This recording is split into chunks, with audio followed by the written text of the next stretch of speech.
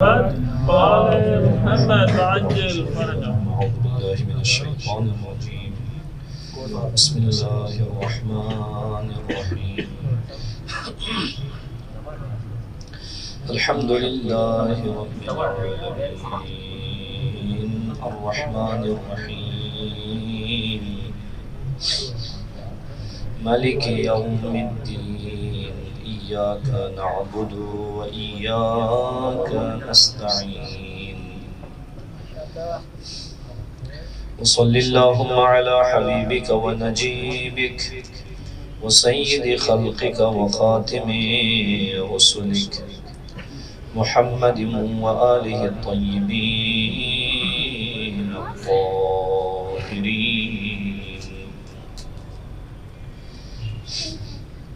واللعنة الدائمة على أعدائهم أجمعين من يوم عداوتهم إلى لقاء يوم الدين.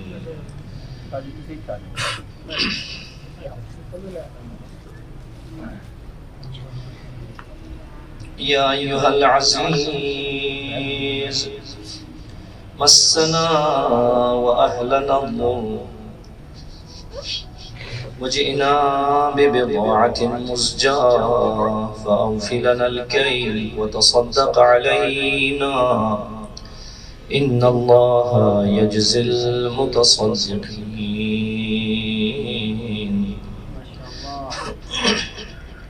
نزيلك حيث ما اتجهت ركابي وضيفك حيث كنت من البلاد. أما بعد فقد قال سبحانه وتعالى في محكم كتابه ومبرم خطابه أعوذ بالله من الشيطان الرجيم ولا تهنوا ولا تحزنوا وأنتم الأعلون إن كنتم مؤمنين. صدق الله العلي العظيم. صلى الله عليه وسلم. صل على محمد وآل محمد وعجل فرجهم. اپنی دعاؤں کی اجابت کے لیے، عبادات اور عزاداری کی قبولی کے لیے ایک مرتبہ پھر سے صلوات پڑھیں محمد و اہل بیت. صل على محمد وآل محمد وعجل فرجهم. دنیا سے خالی ہاتھ نہ جائیں، قبر میں مرتضیٰ کی زیارت ہو، حشر میں مصطفیٰ کی شفاعت. ایک مرتبہ پھر سے بلند آواز میں صلوات پڑھیں محمد و اہل بیت. صل على محمد وآل محمد وعجل فرجهم. اللہ رب العزت سے دعا ہے خداوند عالم ہماری اس مختصر سے عبادت کو اپنی بارگاہ میں قبول منظور فرمائے اور ہمارے گناہوں سے درگزر فرمائے. جو بھی مریض ہیں جنہوں نے خصوصی طور پر دعا کے لیے کہا ہے ان کی شفا یابی کے لیے اور مشکلات کے حل ہونے کے لیے، مشکلات اور پریشانیوں کے دور ہونے کے لیے، اور خصوصاً جو آج کل اعتقادی مسائل کی وجہ سے مشاکل درپیش ہیں ان کے لیے، جو تازہ پاکستان میں جو مشاکل ہیں ان کی دوری کے لیے، مشکل کے حل ہونے کے لیے، اور علماء حق کی حفاظت کے لیے، مومنین کرام کی خدمت کی بارگاہ میں قبولیت کے لیے ایک مرتبہ سے صلوات پڑھیں محمد و اہل بیت محمد. صل على محمد وآل محمد وعجل فرجهم. پھر بھی اللہ رب العزت سے دعا ہے پروردگارا ہمارے علماء کا سایہ ہمارے سروں پر تعدیل قائم فرما. خداوند بحق محمد و اہل بیت محمد اس عظیم انقلاب کو انقلاب امام زمان تک متصل فرما. وطن عزیز پاکستان کی حفاظت فرما، مسلمانوں کو اتحاد سے رہنے کی توفیق عنایت فرما. خداوندہ بحق محمد اہل بیت محمد فقہاء کرام مجتہدین اعظام خصوصاً رہبر معظم انقلاب کو طول عمر بابرکت عنایت فرما. پروردگار بحق محمد اہل بیت محمد ہم سب کو دنیا میں محمد اور اہل بیت محمد کی قبور کی زیارت نصیب فرما، آخرت میں ان کی شفاعت نصیب فرما. خداوندہ جو بھی اس عزاداری میں اور ان ایام میں جس شکل میں بھی اہل بیت علیہ السلام کی خدمت کی ہے، عزاداری کی خدمت کی ہے، پروردگارہ ان سب کی خدمات کو اپنی بارگاہ میں قبول و منظور فرما۔ خدا بندہ بحق محمد و اہل بیت محمد ہم سب کو علوم محمد و اہل بیت محمد حاصل کرنے کے بعد عمل کرنے کے بعد پہنچانے کی توفیق عنایت فرما۔ بحق محمد و آلہ الطیبین الطاہرین، صلوات پڑھیں محمد و اہل بیت محمد۔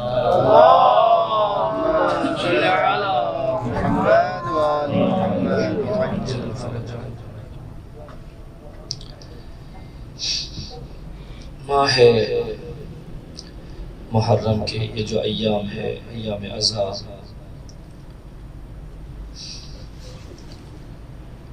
کہا محرم آ جائے گا، مہینہ آ جائے گا، آ کے بھی گزر گیا۔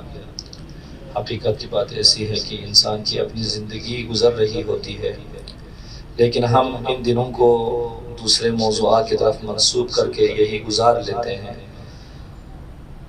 کہ فلان دن گزر گیا اور فلان مہینہ گزر گیا، فلان سال گزر گیا۔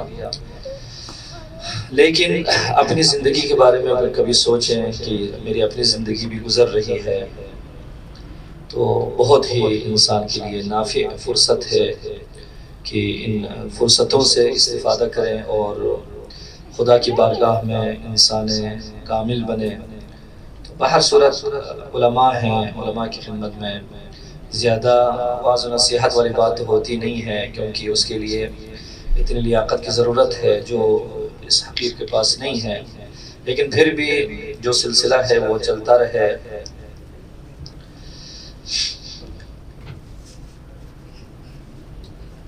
حضرت امام حسین علیہ السلام کے لیے اور حضرت زینب سلام اللہ علیہا کے لیے خصوصی طور پر مدینہ سے نکلنا بہت ہی سخت تھا، اور وہ بھی اس حالت میں، اور اس کے بعد خانہ امن کا گھر بیت اللہ الحرام، اس سے نکلنا وہ بھی پھر بھی مشکل، وہاں پر پھر کربلا میں خیمہ لگانا اس سے بھی مشکل، یہ کرتے کرتے روز عاشور عصر عاشور تک۔ حقیقت میں اگر دیکھیں تو ہم اگرچہ اس 10 دن سے پہلے اتنی عزاداری ہم کرتے ہیں، ماتمداری کرتے ہیں، لیکن حقیقت یہ ہے مصائب اور آلام کا جو سلسلہ ہے، سخت ترین مرحلہ جو ہے وہ عصر عاشور کے بعد سے شروع ہے۔ شام غریبان کہہ لیں، شام غریبان کے بعد کہہ لیں، کوفہ کا بازار، شام کا دربار، اسی وجہ سے اسی مطلب کی طرف مولا امام سجاد علیہ السلام نے اشارہ کرتے ہوئے فرمایا تھا، کسی نے کہا مولا سب سے یعنی مصیبت کا وقت کون سا وقت تھا اور کہاں جو ہے نا کون سا مکان تھا جہاں پر آپ پر آلام اور مصیبت زیادہ جو ہے نا آپ پر پڑی؟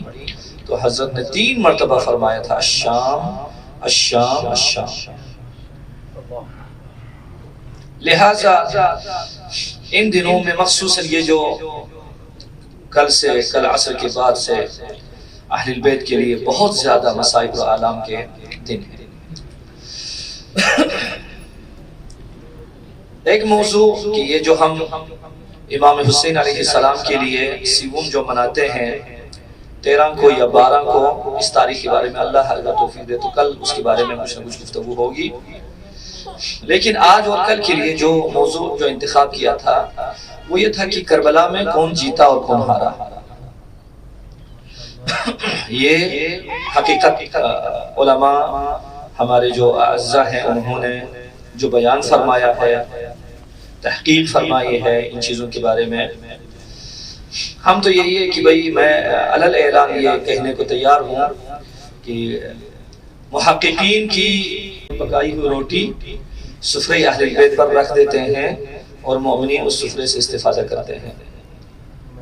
یہ بہرحال ہماری یعنی بات ہے اور ہمارا اعلان بھی ہے، ورنہ نہ ہم مفسر ہیں، نہ ہم محقق ہیں، اور نہ ہی شعلہ بیان مقرر ہیں، بس صرف یہی ہے علماء کی لکھی ہوئی باتیں پڑھ کر جو ہے نا مومنین کو سناتے ہیں، علماء کی خدمت میں یعنی اپنا تعلم جو ہے نا واپس دے دیتے ہیں اور عرض کرتے ہیں کہ بھئی یہاں کی غلطیاں جو ہے درست کر دیں، اتنی بات ہے۔ بہرحال سوال یہ ہے کہ کربلا میں کون جیتا اور کون ہارا۔ یہ جو فکر ہے جیتنے اور ہارنے کی جو فکر ہے، آج میرے خیال مجھے فری ہینڈ دے رہے ہیں، گھڑی نہیں رکھی ہے یہاں پر، جو ہے نا تھوڑا سا ایک مختصر اس کے لیے جو ہے نا جی 9 بج کے جو گزرے ہیں وہ حساب نہیں ہے۔ نعرہ رسالت، نعرہ حیدری، نعرہ صلوات۔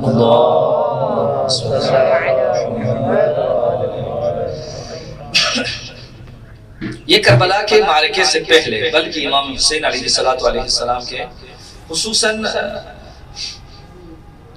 مدینہ تو پھر بھی جو ہے نا مختصر مدت کے لیے ہے، لیکن جو مکہ ہے وہاں پر بڑے لوگ آئے، بڑے لوگ، اور انہوں نے کہا کہ یا حسین آپ عراق کی طرف نہ نکلیں۔ اس میں عبادلہ ثلاثہ بھی وہاں پر موجود ہیں، جناب عبداللہ ابن عباس اور عبداللہ ابن عمر، عبداللہ ابن زبیر، اور یہ جو 3 حضرات ہیں بہت جو ہے نا بڑے نامی اور نامی جو ہے نا افراد ہیں، اور جناب عبداللہ ابن جعفر سلام اللہ علیہ، اور حضرت ام المؤمنین جناب ام سلمہ رضوان اللہ تعالی علیہا، یہ سارے ان میں شامل ہیں۔ یعنی جو محبین تھے وہ معرکہ کربلا کے بعد بھی یہ سوال کرتے ہیں ایک دوسرے سے یا اہل بیت علیہ السلام سے، اور معرکہ کربلا سے پہلے بھی یہ سلسلہ جو ہے نا چلا ہے۔ معرکہ کربلا سے پہلے یہ سلسلہ اس طریقے سے چلتا رہا کہ ان کو خوف تھا، ڈر تھا کہیں جائیں کربلا میں اور امام حسین کو شکست نہ ہو جائے۔ عرض کروں گا آگے جو ہے نا حدیث اور 1-2 آیت کے ضمن میں اس مطلب کو جو واضح کرنے کی کوشش کروں گا۔ کہا کہ حتماً یہ مقابلہ جو ہے نا تناسب کے ساتھ نہیں ہے، غیر متناسب تقابل ہے یہاں پر، لہٰذا امام علیہ السلام کی شکست ہو جائے گی، لہٰذا یہ ڈر تھا، خوف تھا۔ اگرچہ خود انہی چیزوں کے بارے میں اختلاف ہے راویوں کے درمیان، لکھنے والوں کے درمیان، وہ کہتے ہیں کہ اصلاً یہ جو جنہوں نے روکا ہے یہ وہ پروپیگنڈا ہے، جس طریقے سے امام حسن مجتبی علیہ السلام کے بارے میں پروپیگنڈا کیا گیا، اور امیر شام یا وہ فقیر شام جو آج بھی فتنوں کی جو ہے نا آماجگاہ وہ بنا ہوا ہے، اس کی وجہ سے اس نے یہ سیاست چلائی کہ خود اہل بیت علیہ السلام کے محبین کے درمیان، کیونکہ دیکھیں نا ہر کوئی بوزر جیسے نہیں ہے، ہر کوئی مقداد و سلیمان جیسے نہیں ہے، ہر کوئی جناب مالک اشتر جیسے نہیں ہے، انہی لوگوں میں ابو موسیٰ اشعری جیسے افراد بھی موجود ہیں، لہٰذا آسانی کے ساتھ بہکایا جانا ہے۔ اسی وجہ سے وہاں پر جو قرآن کو نیزے پہ اٹھایا گیا ایک سیاست کے ذریعے سے، لیکن دیکھا تقدس قرآن کو دیکھتے ہوئے بہت سارے لوگ ایسے ہی بہک گئے وہاں پر۔ سب کو اس بات کا علم نہیں تھا، سب اس کے پیچھے نہیں تھا، لیکن بہک گئے لوگ۔ اسی طریقے سے یہ ہر جگہ پر سیاست کا طریقہ ہوتا ہے، پروپیگنڈا کر کے کہہ دیا خداوند متعال جو ہے نا امام حسن علیہ السلام پر رحمت فرمائے کہ انہوں نے 2 قبیلوں کو لڑنے سے بچا لیا۔ دوسروں نے کہا کیا ہو گیا، تو کہہ دیا امام حسن نے معاویہ کے ساتھ صلح کر لیا، ابھی صلح کی کوئی بات ہی نہیں ہے۔ اس طریقے سے مومنین اور مسلمانوں کا خون محفوظ ہوا۔ یہی بات چلنی تھی، آخر میں دیکھا آپ نے وہ قضایا کہاں تک جو ہے نا آگے بڑھ گیا کہ امام حسن علیہ السلام خصوص صحابات میں امام حسن علیہ السلام کے نیچے جو مسلح بچھا ہوا تھا وہی مسلح بھی جو ہے کھینچ لیا گیا، حضرت کے قدم مبارک کو زخمی کر دیا گیا۔ یہ صرف اور صرف اس پروپیگنڈے کی وجہ سے۔ یہاں پر بھی اگر ان لوگوں نے روکا ہے تو کہتے ہیں، بعض لکھتے ہیں کہ یہ بنی امیہ کا ان کا اپنا ہی سلسلہ تھا، وہ یہ نہیں چاہتے تھے کہ کربلا میں یہ جو بڑی جنگ ہے یہ لڑی جائے. انہوں نے ہر کسی کے سامنے اہل بیت کو عراق جانے سے روکا تاکہ یہ تلوار کا جو سلسلہ ہے وہ سلسلہ نہ چلے. اور اگر یہ جنگ نہ ہوتی تو پھر بعد میں دھوکے سے، دخل بازی سے، فریب اور نیرنگ سے امام حسین علیہ السلام کو راستے سے ہٹا دیے جاتے ہیں. یہ ان کا ہدف تھا. تو لہٰذا یہ عبادلہ ثلاثہ کے بارے میں وہ جو تین عبداللہ ہے، عبداللہ بن زبیر، اس کا بھی اپنا بڑا بالاخر مکار تھا لیکن جو ہے نا سلسلہ تھا. یا عبداللہ ابن عمر اگر سادہ زیستی وہ کرنے کی کوشش کرتے تھے، بالاخرہ ان کا جو مقام تھا معاشرے میں. اسی طریقے سے عبداللہ ابن عباس رضوان اللہ علیہ بہت عظیم ہستی، مفسر قرآن ہے، پیغمبر سے احادیث جو ہے نا ان کی طرف سے یعنی ان کے توسط سے نقل ہے. اور عبداللہ ابن جعفر اور اسی طریقے سے حضرت سلمہ، بقیہ، محمد حنفیہ، بقیہ جتنے افراد ہیں. لیکن یہ بات کچھ ٹھیک لگتی ہے اور کچھ درست نہیں ہے. یعنی اس بات کو بطور قضیہ کلیہ اس کو جو ہے نا ہم اخذ کر لیں، یہ بات بالکل ٹھیک ہے، یہ بات بالکل درست نہیں ہے. ہاں عبداللہ ابن زبیر اس کے بارے میں یہ بات پکی ہے کہ وہ کسی بھی صورت میں نہیں چاہتا تھا کہ وہ حضرت امام حسین علیہ السلام مکے میں رہیں. لو کان فیہما آلہۃ الا اللہ لفسدتا. یعنی اگر امام حسین علیہ السلام اگر مکے میں زندگی کرتے تو ابن زبیر کی دال تو نہیں کرتی وہاں پر. فرزند رسول کو چھوڑ کر ان کے پاس لوگ نہیں جاتے وہاں پر، جتنی بھی تبلیغات بھی ہو جائے، کیونکہ اس کی حکومت پہلے بھی تو نہیں تھی کہ کہیں اس کی حکومت پابرجا ہے اس کے بعد اس میں شاخیں نکلی. نہیں، ایسا نہیں. اس نے اپنی حکومت بنانی تھی وہاں پر. لہٰذا یہ سلسلہ ٹھیک ہے ان کے بارے میں. لیکن جناب محمد حنفیہ کے بارے میں یہ کہیں کہ جناب محمد حنفیہ کا بھی یہی سلسلہ ہے کہ ایحاء بنی امیہ، آل سفیان، ان کی ایحاء کے ذریعے سے یعنی باتیں پتنگیں اڑانے کے ذریعے سے یہ باتیں جو ہے نا ہو گئی ہو نہیں.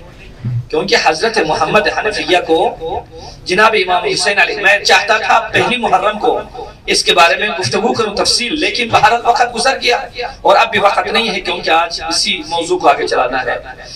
مختصر یہ ہے جناب محمد حنفیہ کو جناب امام حسین علیہ السلام نے کیا فرمایا؟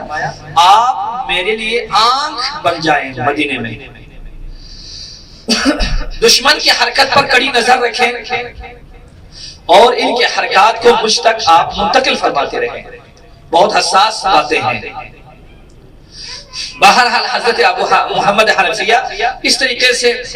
اور جناب ابن عباس رضوان اللہ علیہ وآلہ السلام کے بارے میں یہ بات ہے کہ حضرت نے مکے میں جناب ابن عباس کو یہ بتا دیا تھا، لکھا تھا یا فرما دیا تھا، یا ابن عم انی لأعلم انکا ناصح وعلی شفیق. یعنی ایک امام معصوم ایک شخص سے مخاطب ہو کر یہ فرما رہے ہیں، اے ابن عم، میرے چچا کے بیٹے، انی لأعلم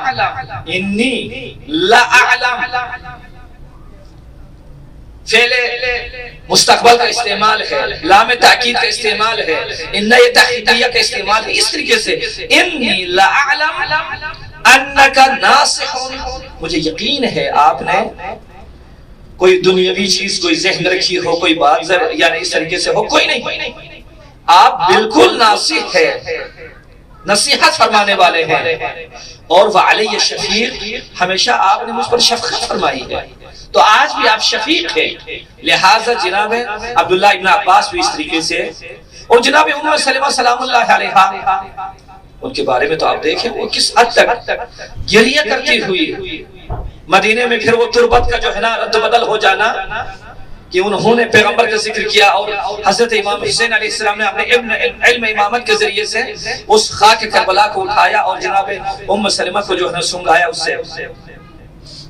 لہذا ممکن ہے، لیکن یہ ڈر تھا ہر کسی کو امام حسین علیہ السلام کی جو فکر ہے اور ان کا جو نقطۂ نظر فکری نقطۂ نظر ہے اور امام حسین کے جو دوست احباب ہیں ان کا جو نقطۂ نظر ہے یقیناً اس میں فرق ہے. اسی وجہ سے آج بہت زیادہ یہ سلسلہ چل رہا ہے, یہ باتیں ہو رہی ہے. کسی نے کہا مولا حسین علیہ السلام کربلا میں شہید ہونے کے لیے گئے, کسی نے کہہ دیا امام حسین علیہ السلام حکومت بنانے کے لیے گئے. بلکہ یہ باتیں ہیں, شہادت بھی تھی وہاں پر, حکومت بھی منظور نظر تھی, لیکن آیا امام حسین نے یہی سوچا ہے کہ میں شہید ہونے کے لیے چلا جاؤں گا, مرنے کے لیے میں کہیں پہ چلا جاؤں گا؟ یہ ساحت مقدس امام حسین کے درست نہیں ہے. اور حکومت بنانے کے لیے اس طریقے سے چلے, ہمارے کسی امام نے بھی حکومت بنانے کو اپنا ہدف قرار نہیں دیا ہے. نہ حضرت امیر المومنین علیہ السلام نے, نہ امام حسن مجتبی علیہ السلام نے, نہ ان کے بعد آنے والے کسی جو ہے نا امام علیہ السلام نے. دین کی خدمت مہم ہے. یزید کے چہرے سے اس کالے نقاب کو الٹانا یہ امام حسین علیہ السلام کا کام تھا. اور آپ دیکھیں کربلا کے واقعے کے بعد جو اس کے قیامت ہے, اس کے جو اثرات ہیں, ان اثرات میں دیکھیں تو عجیب عجیب اثرات میں نظر آ جاتے ہیں. لہٰذا امام حسین علیہ السلام کا جو ہدف تھا وہ ہدف یہ تھا کہ لوگوں کو دین سکھائے, لوگوں کو سیدھا راستہ دکھائے, چاہے وہ حکومت کی شکل میں ہو چاہے وہ شہادت کی شکل میں ہو. شہید ہو جائے تب بھی ہدایت کا باعث بنے, وہ خون مؤثر ہو جائے. آج ہم نہیں کہتے ہیں فلانی شہید ہو گیا, کہتے ہیں اس کی زندگی بھی بابرکت اور اس کی موت بھی بابرکت, یعنی ممات اور حیات دونوں بابرکت. اہل البیت علیہ السلام تو مجسم برکت ہے, ان کی زندگی بھی ہدایت, ان کا خون بھی ہدایت, ان کی حیات ان کی ممات دونوں ہدایت. اسی وجہ سے ہم کہتے ہیں اللہم اجعل محیای محیا محمد و آل محمد و مماتی مماتا محمد و آل محمد. یہ تغری امتیاز ہے. بہر صورت یہ جو سوال ہے, یہ سوال اٹھایا جاتا ہے کہ کربلا میں کون, اس جنگ کو کس نے ہارا اور کس نے جیتا. عرض کیا جو امام حسین علیہ السلام کا جو نقطۂ نظر ہے وہ اور ہے, ہمارا جو نقطۂ نظر ہے وہ اور ہے. مجموعہ اور خلاصہ کر لیں وہ یہ ہے, امام کا جو نقطۂ نظر ہے وہ نقطۂ نظر فرہنگ اسلامی, اسلامی ثقافت اور اسلامی تہذیب اور تاریخ, تہذیب تاریخی, اس پر میرے مولا کی نظر تھی. لیکن ہماری جو نگاہ ہے, ہماری جو نظر ہے وہ جنگ پر ہے. تلوار کے ذریعے سے جو بجلی چمکتی رہی اس بجلی پر ہماری نگاہ ہے. نہیں, امام علیہ السلام تو اس پر نگاہ کبھی بھی نہیں تھی. امام نے ایک نسل کو, نسل بنی آدم کو زندہ رکھنا تھا. لہٰذا امام کی جو فکر ہے وہ الہی ہے, وہ رحمانی ہے, اور اتنی وسیع فکر کہ پورے عالم کے لیے وہ عالمگیر ہو, نہ کہ وہ کربلا گیر یا وہ نہ مقتل گیر. اس طریقے سے ایک محدود جگہ کو اپنے محدودے میں لے لے, یہ امام حسین کی نظر کبھی بھی نہیں تھی وہاں پر. لہٰذا ایک امام سجاد علیہ السلام کا ایک فرمان ہے, اسی ایک فرمان کو دیکھیں تو معلوم ہو جاتا ہے کربلا میں کون جیتا اور کون ہارا. لیکن منظور تھوڑا سا آگے جو ہے نا عرض کرنا ہے آپ کی خدمت میں. بہرحال اس حدیث کو پڑھ کے آپ کی خدمت میں, یہ حدیث لکھنے والا, نقل کرنے والا ابراہیم ابن طلحہ ابن عبداللہ ہے. یہ کسی وقت امام سجاد کے سامنے آ جاتا ہے, قال یا علی ابن الحسین من غلب, اے فرزند رسول کس کو غلبہ حاصل ہوا. لیکن وہ کس طریقے سے ہے, وَهُوَ يُغَطِّي رَأْسَهُ وَهُوَ فِي الْمَحْفِلِ, ایک سر مبارک چھپا ہوا تھا, یعنی اس پر کوئی رومال وغیرہ رکھا ہوا تھا، وہ فی المحفل، اور حضرت بھی محفل کے اندر۔ میں نے روایت میں بھی ڈھونڈا اور کہیں پر شاید کوئی مجھے جو ہے نا اس کا کوئی نقطہ ملے، ڈھونڈا، لیکن مجھے نہیں پتہ لگا کہ یہ کیا مدینے کی زندگی ہے یا کربلا میں ہے یا کربلا آتے ہوئے یا شام میں یا کوفہ میں۔ لیکن جو ظاہراً لگ رہا ہے یا حضرت شام میں وارد ہو رہے تھے یا کوفے میں وارد ہو رہے تھے، ان دو کے علاوہ جو ہے نا ظاہراً یہ سوال اتنا سچتا نہیں ہے۔ من غلب، کون غالب ہو گیا؟ تو حضرت امام سجاد نے ایک ایسی جو ہے نا جانانہ وہاں پر گفتگو فرمائی، ایک تکلم فرمایا اذا اردت ان تعلم من غلب، دیکھ اگر تیرا ارادہ ہے تو جان لو کہ کس کو غلبہ حاصل ہوا، کس نے یہ جنگ جیت لیا اس جنگ کو۔ وَدَخَلَ وَقْتُ الصَّلَاةِ، اور اس وقت جب تو ارادہ کرے نماز کا وقت آ جائے تو جاؤ، فَأَذِّنْ وَأَقِمْ، تو اذان دو اور تو اقامت کہو، تو تعرف الغالب، تو تجھے پتہ چل جائے گا غالب کون ہے۔ یہ وہی ابو سفیان کی بات ہے، یہی معاویہ کی بات ہے کہ انہوں نے کہہ دیا کہ بھئی ابھی تک بانگے محمد اشہد ان محمد رسول اللہ صلی اللہ علیہ وآلہ وسلم ابھی بھی فضا میں بلند ہو رہی ہے۔ الحمدللہ یہ آواز ایسی ہے جو عرش سے فرش تک ہے، مشرق سے مغرب تک ہے، شمال سے جنوب تک ہے، یہ سلسلہ چلتا رہے گا اور ظلمات کے احاطے کو بھی کسی وقت یہ سفید کرے گا۔ یہ ایسا نہیں ہے کہ ایک سفیان ایک صخر کے جو ہے نا ماننے والے اور ایک فلانی کے ماننے والے اس کو جو ہے نا ختم کر دے۔ لہٰذا امام سجاد نے فرمایا تو جا، تو اذان کے، تو اقامت کے، اگر اذان اور اقامت میں اگر دبے الفاظ میں یہ ہے اگر میرے وہاں پر نانا جد امجد کا اسم گرامی ہے تو سمجھ لینا ہم ہی غالب ہیں وہاں پر، لیکن اگر اس میں کسی اور کا جو ہے نا نجس نام آ جائے تو سمجھ لیں ایسا نہیں ہے۔ صلوات پڑھیں محمد وآلہ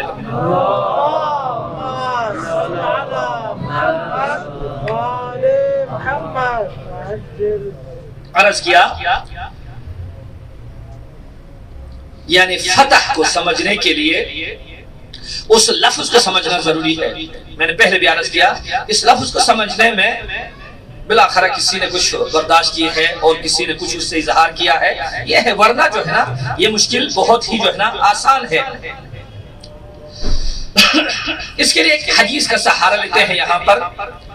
حدیث سید ابن طاووس کی کتاب لہوف جو ہے یا ملہوف لہوف دونوں کا لفظ استعمال کرتے ہیں، جو مقتل میں سب سے جو ہے معتبر کتاب جو ہے سمجھی جاتی ہے۔ حضرت امام صادق علیہ السلام سے نقل ہے، دقت کریں آغرین، دقت کریں تھوڑا سا جو ہے نا، بلاخرہ کبھی ان چیزوں میں بھی جو ہے نا پڑھنا چاہیے انسان کو۔ ان الحسین لما توجہ الى العراق امر بقرطاس وكتب، جب حضرت نے ارادہ فرمایا عراق کی طرف نکلے، کہاں سے؟ مکے سے، تو حضرت نے فرمایا امر بقرطاس و، کہا ایک کاغذ مجھے دے دے۔ کتنی شباہت ہے رسول خدا وند متعال سے کہ جب پیغمبر صلی اللہ علیہ وآلہ وسلم جب ان پر مرض کی شدت، سختی کے ساتھ مرض کی شدت ہو رہی تھی تو حضرت نے فرمایا تھا ایتونی بقلم وقرطاس، وہاں پر تو نہیں دیا گیا،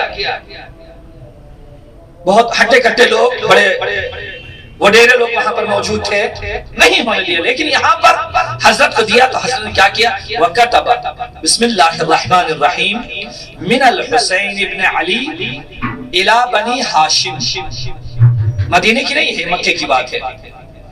حضرت نے لکھا حسین ابن علی کی طرف سے بنی ہاشم کی طرف ہے، اما بعد فإنه من لحق بی استشہد،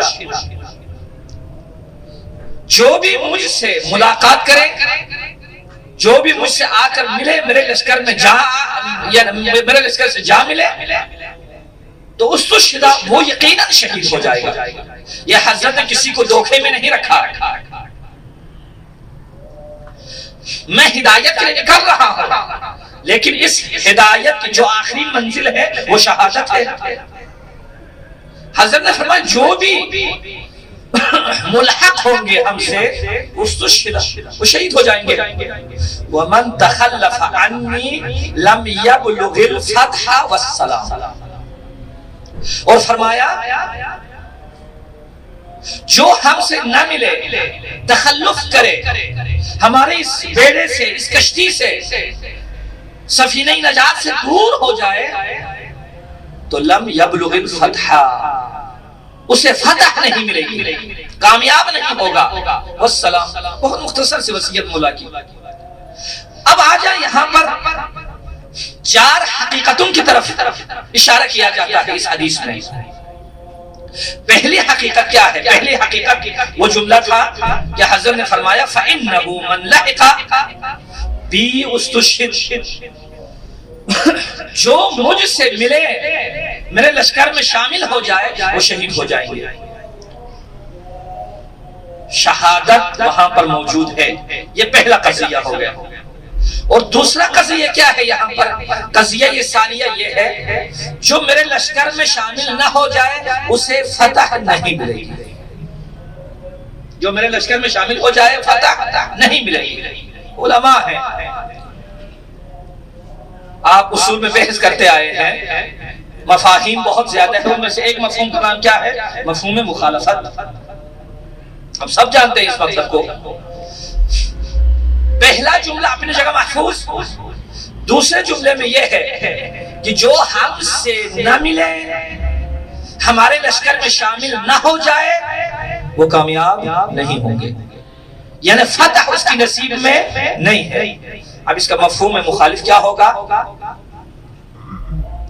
جو ہمارے لشکر میں شامل ہوگا اس کو فتح ملے گی. یہ یعنی دوسری حقیقت. تیسری حقیقت ہے یعنی ان 2 جملوں سے قضیہ اولا اور قضیہ ثانیہ سے اس مطلب کو جو ہے نا اخذ کرے. اب اس کے بعد امام حسین علیہ السلام کے اپنے ہدف کی طرف میرے مولا نے کیا فرمایا؟ شہادت یقینی ہے اس راستے میں، شہادت یقینی ہے، اور جو امام کے ساتھ ملے وہ شہید ہو کے رہیں گے، اور جو شامل ہوگا وہ کامیاب ہوگا. نتیجہ کیا نکلتا ہے؟ نتیجہ یہی نکلے گا جہاں پر شہادت ہے وہاں پر کامیابی کامیابی ہے. اسی وجہ سے مولا امیر المؤمنین صلوات اللہ وسلامہ علیہ نے جنگ احزاب میں فلانی کو بچھاڑا، جنگ خیبر میں اس کو مارا، جنگ بدر میں فلانی کو مارا، لیکن کسی جگہ پر بھی میرے مولا نے نہیں فرمایا فزت برب الکعبہ، رب کعبہ کی قسم آج میں علی کامیاب ہو گیا. لیکن جس رات جس سحر کو میرے مولا پر ضربت لگی اور شہید ہونے والے تھے میرے مولا، دنیا سے جانے والے تھے، وہاں پر آ کر میرے مولا نے فرمایا فزت برب الکعبہ، میں کامیاب ہو گیا علی. وہی چیزیں ہیں. امام حسین علیہ السلام نے بھی یہی فرمایا جو ہمارے ساتھ ہوں گے وہ شہید ہوں گے، جو شہید ہوگا وہ کامیاب ہے، اس کو فتح ملے گی. بس اس کا جو مفہوم ہے وہ کیا ہے؟ ہمیشہ فتح شہیدوں کے ساتھ ہے، لیکن جو شہید نہیں ہے وہ کیا ہے؟ وہ ناکام ہے، اس کے نصیب میں کوئی کامیابی وغیرہ نہیں ہے. صلوات پڑھے محمد و آل بیت محمد.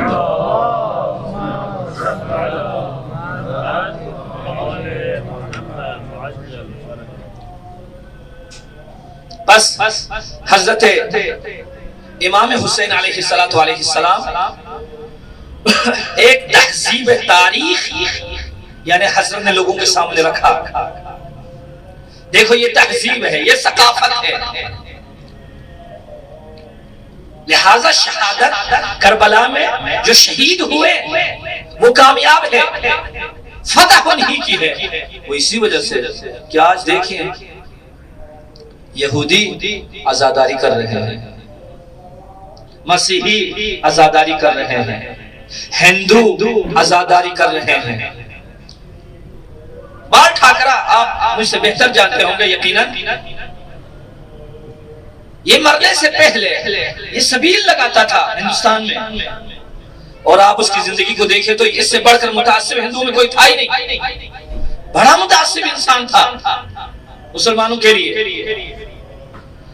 لیکن کربلا کا جب دن آتا تھا، عاشورہ کا جب دن آتا تھا، یہ جناب ایک سبیل لگاتا تھا جس میں 72 فلیور ہوا کرتے تھے۔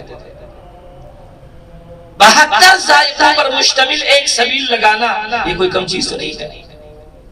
ہندو ہے اور مسلمان اہل سنت برادران ہم سے بڑھ بڑھ کر عزاداری امام حسین علیہ السلام میں شرکت کر رہے ہیں۔ اب دیکھیے یعنی کامیابی کس کی فتح ہو گئی؟ امام حسین علیہ السلام نے ایک تاریخی جو تہذیب ہے وہ رقم کر کے رکھ دی کہ جب تک یہ دنیا ہے، جب تک ظلم کا وجود ہے، جب تک مظلومیت ہے، ظالمیت ہے،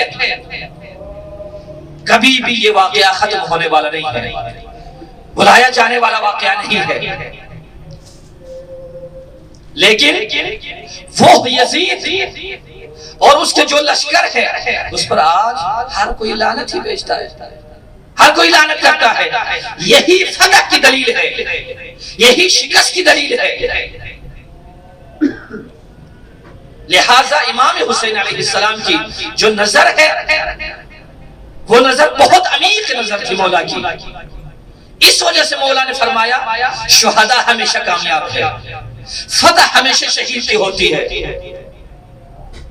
ہم نہیں کہتے شہید کا خون بہت رنگین ہے، یہ شہید کا خون نہ تنہا شہید کا خون ہے بلکہ صبغت اللہ ہے، یہ اللہ کا رنگ ہے۔ رنگ خدائی اگر کوئی دیکھنا چاہے وہ شہداء کے خون کی طرف دیکھے، رنگ خدائی اسی میں ہے۔ صلوات پر محمد و حبیت محمد۔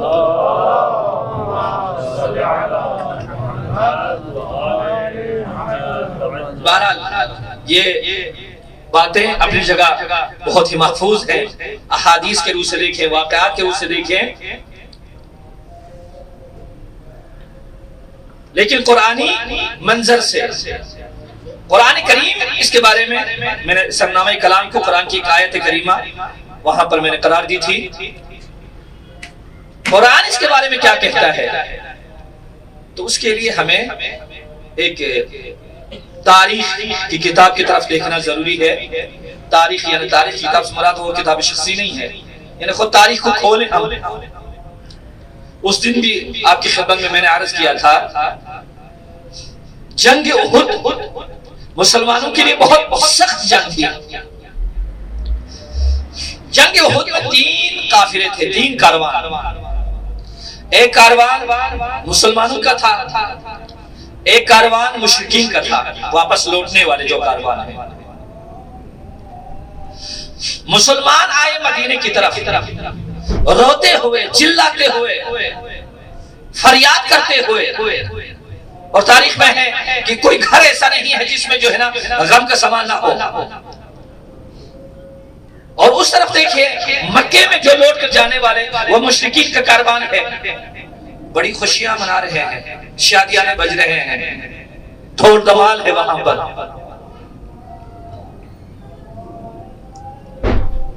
اس خوشی میں بدمست ہو کر کیا سے کیا نہیں کر رہے ہیں وہ لوگ اس طرف جا رہے ہیں، کہہ رہے ہیں کہ ہم خوشحال ہیں کیونکہ ہم نے مسلمانوں کو شکست دی یہاں پر۔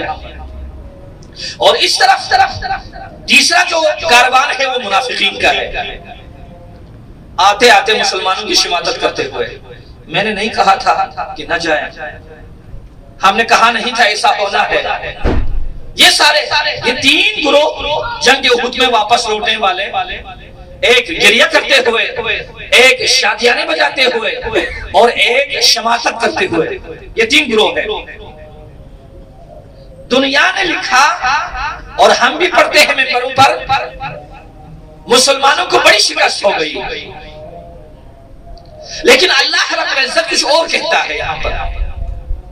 پیغمبر کا نظریہ کچھ اور ہے، اہل البیت کا نظریہ کچھ اور ہے۔ قرآن کریم میں اللہ رب العزت ارشاد فرماتا ہے وَلَا تَهِنُوا وَلَا تَحْزَنُوا وَأَنْتُمُ الْأَعْلَوْنَ۔ بہت عجیب قضیہ ہے، کہا تم سست نہ ہو جاؤ۔ یہ ان آیات کا واسطہ اسی جنگ احد سے ہے۔ پیغمبر سے فرمایا، مومنین سے خطاب کرتے ہوئے اللہ رب العزت نے ارشاد فرمایا وَلَا تَهِنُوا، تم سست نہ ہونا۔ بھئی جنگ احد میں ہمیں شکست ہو گئی کہ بس ہمیں ہمیشہ شکست کا سامنا کرنا پڑے گا، ایسا نہیں ہے۔ قرآن کہتا ہے وَلَا تَهِنُوا، تم سست نہ ہو جاؤ، وَلَا تَحْزَنُوا، غمگین بھی نہ ہو، غم بھی نہیں کرنا ہے۔ کیوں؟ وَأَنْتُمُ الْأَعْلَوْنَ، یہاں پر تو کامیابی تمہاری ہے،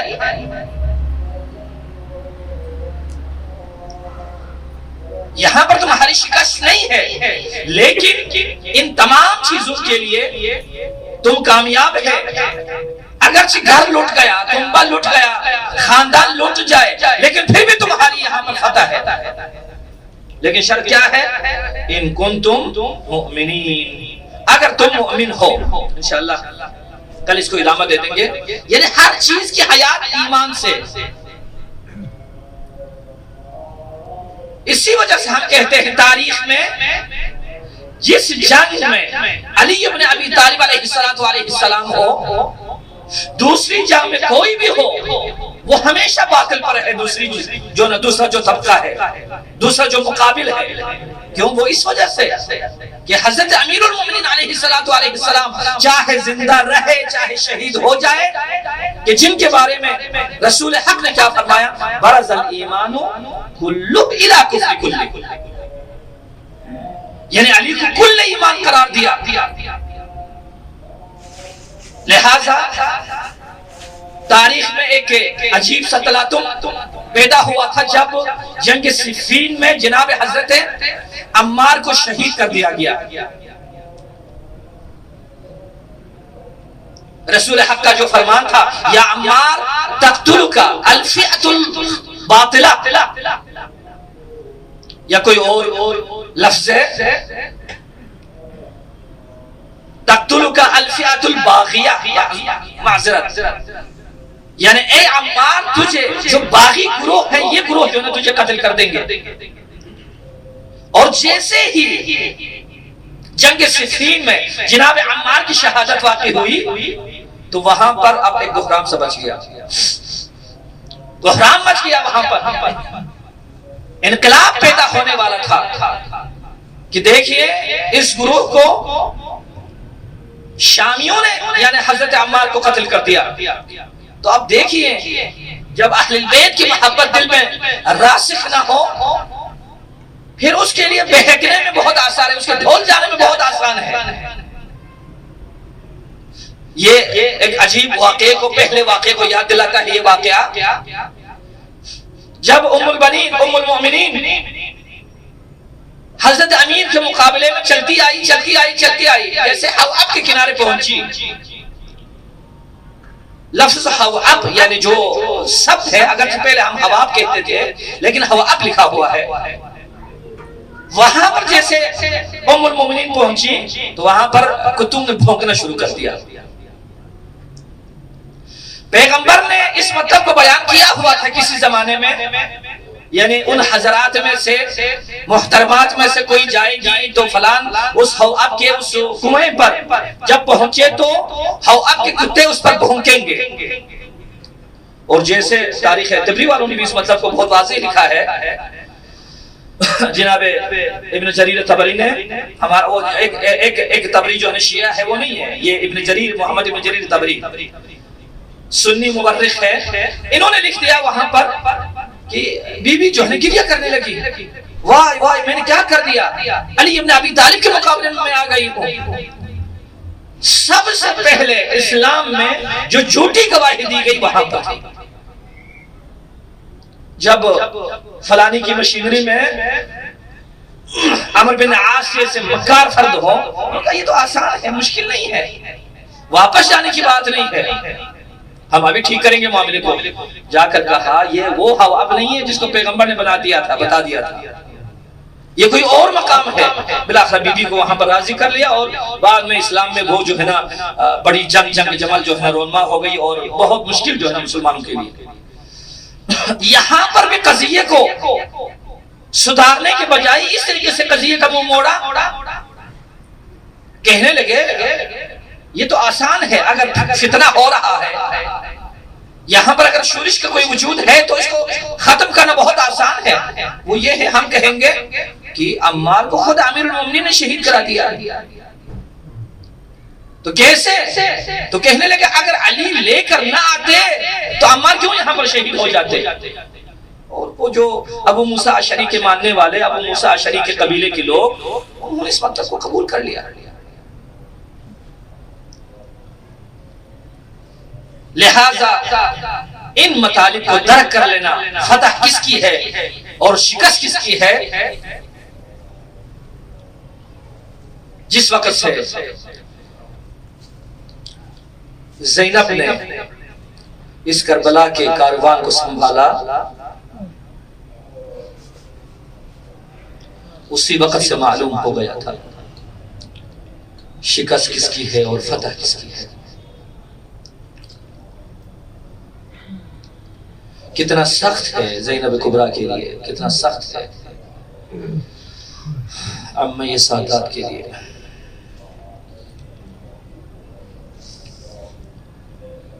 تاریخ لکھتی ہے 4 خواتین، 2 اور 2 کافر خواتین، ان کے لیے بہت کٹھن مرحلہ ہے. ان میں سے سب سے پہلے عامر ابن عبد ود یا عبد ود، جنگ خندق میں حضرت امیر المومنین کے ہاتھوں جب عمر مارا گیا تو اس کی بہن اپنے خیمے سے نکلی اور گریہ کرنے کے لیے اپنے بھائی کی لاش پہ جو ہے نا وہ آ گئی. بھائی کی لاش کے سامنے وہ بیٹھی، جب دیکھا کہ عمر کا ذرا بھی اتارا نہیں ہے، جسم میں سے کوئی لباس کسی نے چھینا نہیں ہے، تو کہا میرے بھائی کو کس نے قتل کیا؟ تو کسی نے کہہ دیا علی بن ابی طالب نے. تو کہہ دیا انہو لکفء کریم، وہ بہت کریم ہے. تاریخ میں یہ جملے اس کے ہیں، کہتی ہیں بھائی میں تجھے رونے کو آئی تھی یہاں پر، لیکن جب تیرا حال یہ میں نے دیکھا اب میں تجھے نہیں روں گی. لو کان قاتلہ غیر قاتلہ لکنت بکیت دائم الابد. اگر تیرا قاتل اس قاتل کے علاوہ کوئی اور ہوتا تو میں ساری زندگی تجھ پر گریہ کرتی، کہ وہ واقعہ وہ بہادر تھا. کافر ہونا اپنی جگہ لیکن بہت بہادر تھا، 1000 نفر کا مقابلہ کرتا تھا. یہ تو شیر خدا کا کمال تھا کہ اس کو بچھاڑا. ایک دوسری جو بہن ہے وہ بہن کون ہے؟ وہ مرحب خیبری کی بہن. خیبر کا جو مرحب ہے اس کی بہن جب مرحب کو مارا، خیبر کو بالآخر فتح کیا مسلمانوں نے، تو کسی جوان کے ذریعے سے یہ لشکر جو ہے نا ان کا جو اسیر کیے ہوئے لوگوں کا قافلہ وہ پیغمبر کی خدمت میں بھیج دیا گیا. تو جیسے پیغمبر کے سامنے یہ کاروان آیا تو دیکھا مرحب کی جو بہن ہے وہ لرز رہی ہے، جیسے بید کے درخت لرزتے ہیں ایسے ہی لرز رہی ہے.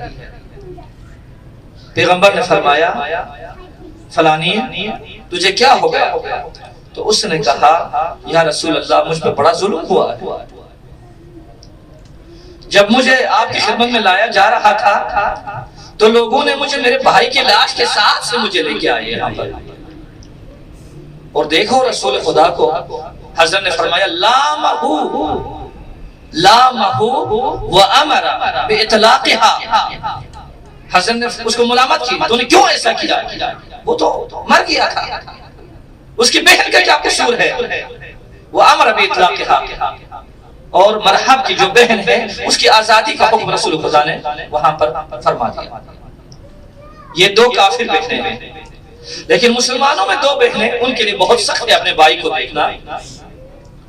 ایک جناب صفیہ کا بھائی ہے جناب حمزہ. حمزہ جب شہید ہوئے نا بڑے مظلومان شہید ہوئے. حمزہ رسول کی قدرت کا نام حمزہ ہے. بھائی حمزہ سید الشہداء کوئی کم شہید تو نہیں تھے، بڑے مظلومان شہید ہوئے. امیر المومنین کے ہاتھ پکڑے کہا جی چلیں علی ذرا حمزہ کی لاش کو دیکھنے کے لیے چلتے ہیں۔ جا کے دیکھا مسلح کیا ہوا لاشا پڑا ہوا ہے، حتیٰ ان کی مبارک سینے کو بھی چیر دیا ہے اس کو بھی۔ پیغمبر نے جب سنا صفیہ آ رہی ہے، جناب حمزہ کی بہن پیغمبر کی پھوپھی، جلدی سے اپنے عبا کو اتارا اور جناب حمزہ کے جسم مطہر پر اس عبا کو رکھ دیا۔ تو حمزہ کا قد بہت بڑا تھا، لہٰذا پاؤں نکلا تو خاص اور خاشاک کے ذریعے سے حضرت کے پاؤں کو بھی چھپا لیا کہ کہیں صفیہ آ کر جناب حمزہ کو نہ دیکھے۔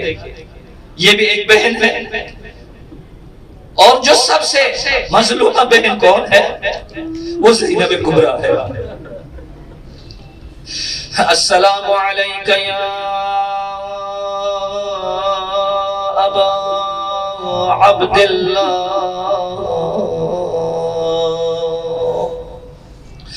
وعلی الارواح التي حلت بفنائك عليك مني سلام الله أبدا ما بقيت وبقي الليل والنهار ولا جعله الله آخر العهد مني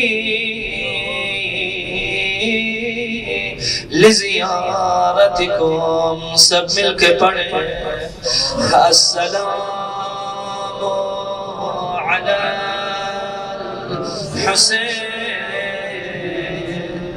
وعلی علی بن الحسین وعلی اولاد الحسین وعلى أصحاب الحسين۔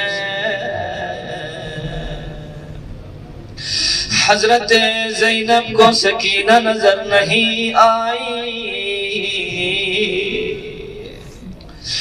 ام کلثوم سے فرمایا ام کلثوم بہن آئے، حسین کی امانت سکینہ خیموں میں نہیں ہے۔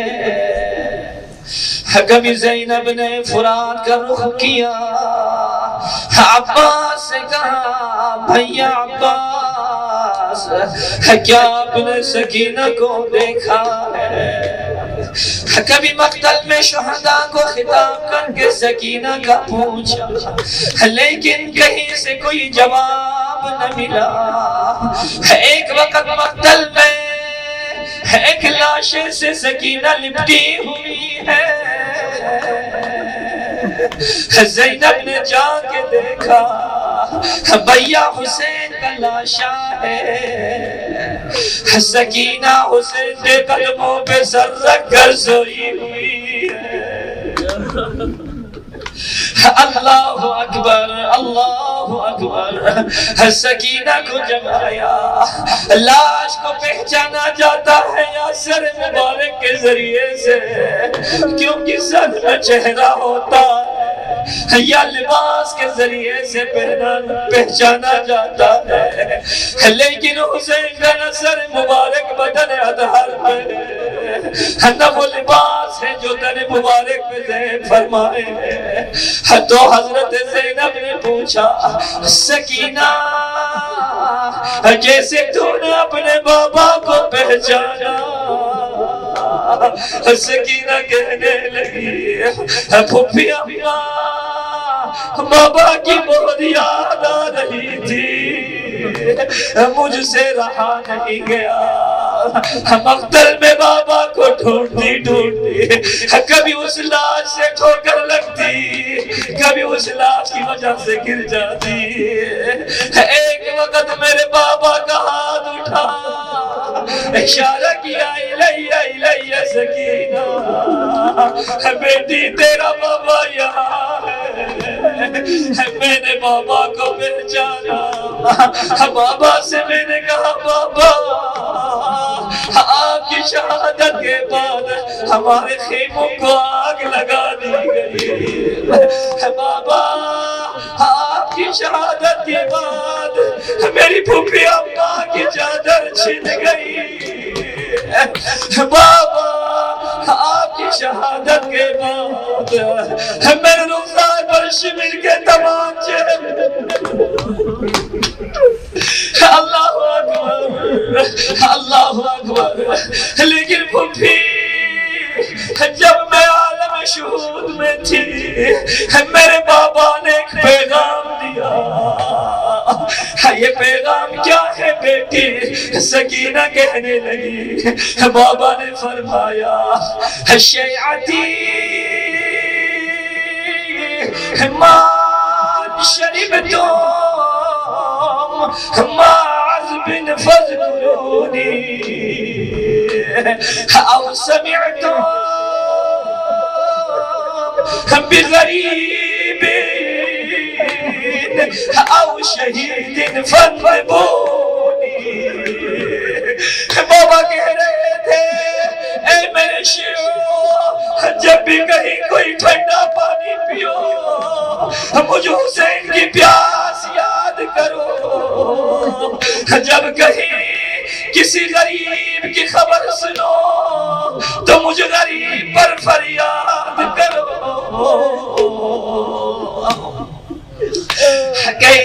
لیتکم فی یوم عاشوراء جمیعا تنظرونی کیف استسقی لطفلین فابوا ان یرحمونی۔ اے شیعو، کاش آپ کربلا میں ہوتے تو آپ دیکھ لیتے میں نے اپنے 6 ماہ اصغر کے لیے اعداء سے کس طریقے سے پانی مانگا، لیکن انہوں نے میرے اس ننھے بچے پر رحم نہیں کیا۔ لعنت اللہ علی القوم الظالمین وسيعلم الذين ظلموا أي منقلب ينقلبون۔ ماتم حسین